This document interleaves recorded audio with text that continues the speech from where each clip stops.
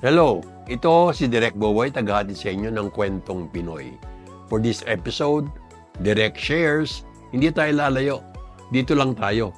Naisip ko lang dahil sa iniregalo sa amin ng aming daughter-in-law na si Len, mga owl figurines, pandagdag sa collection namin ni Mrs. na owl figurines. May nagsasabi na malas daw ang owl. May nagsasabi naman na swerte. Ano ba talaga? Please like, share, and subscribe, and leave your comments below. Lipad tayo! Hoot!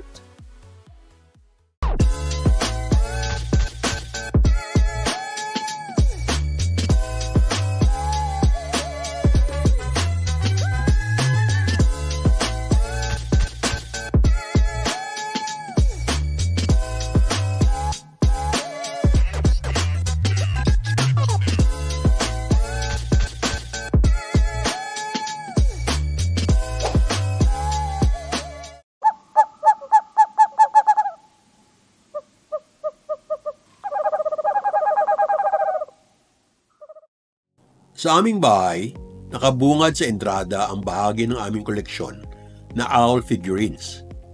Galing kung saan-saan. Galing kung kani-kanino. Iba't ibang panahon.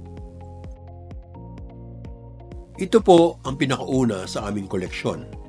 Nabili sa isang shop sa Buendia, gawa raw sa Negros, yari sa putik. Ito naman ang pangalawa. Nabili sa isang maliit na shop sa gilid ng New Frontier Theater sa Cubao.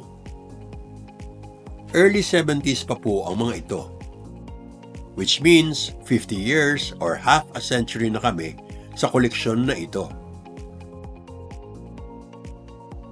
Siguro may almost 300 pieces na kaming owl figurines. Marami ay nasa kahon dahil wala na kaming space. Dumagdag ng dumagdag dahil nung nabalitaan ng mga friends and family namin na we were collecting owl figurines, nagregalo naman sila.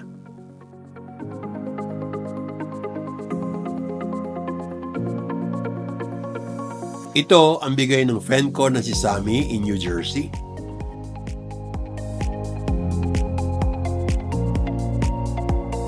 Ito from Papulanes in Toronto. Ito, dala ni Nea Chanco galing ng Peru.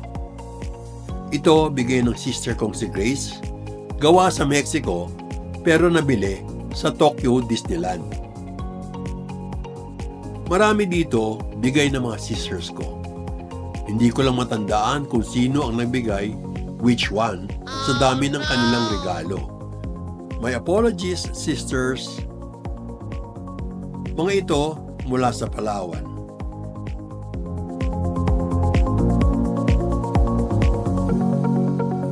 Ito mula sa South Korea. Ito naman ay mga blue and white na nakabukod.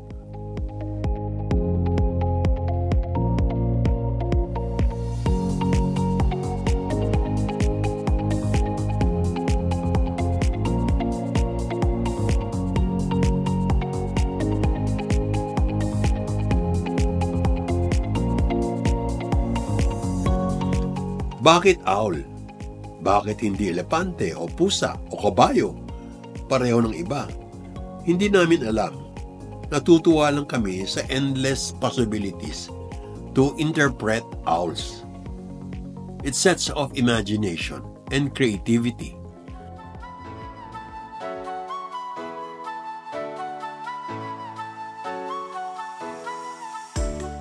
May gawa sa kahoy,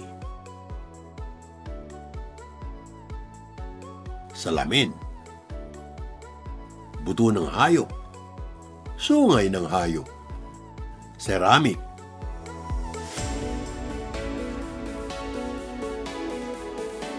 lata, pundidong bakal, brass, shells at marami pang iba.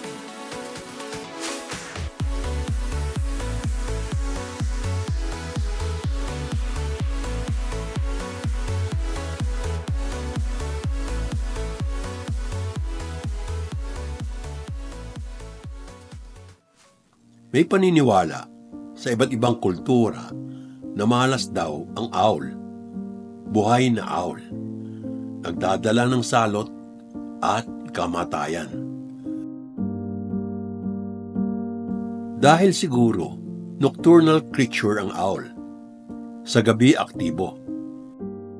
So, kung ano-anong istorya ang naiuugnay natin sa owl dahil sa pangamba natin sa dilim.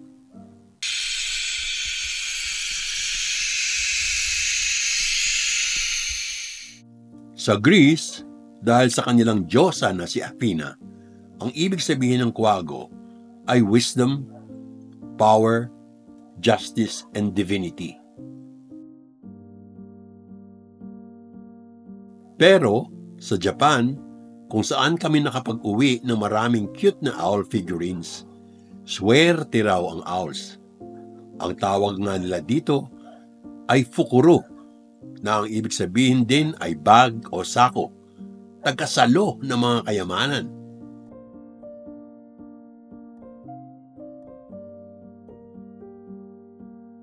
Sa totoo lang po, hindi ako naniniwala sa swerte o malas. Hindi po namin iniisip na ang mga owl figurines ay may dalang good or bad vibes, o magsasanhi ng ill or good fortune. Basta cute or artistic siya, good candidate na siya for collection.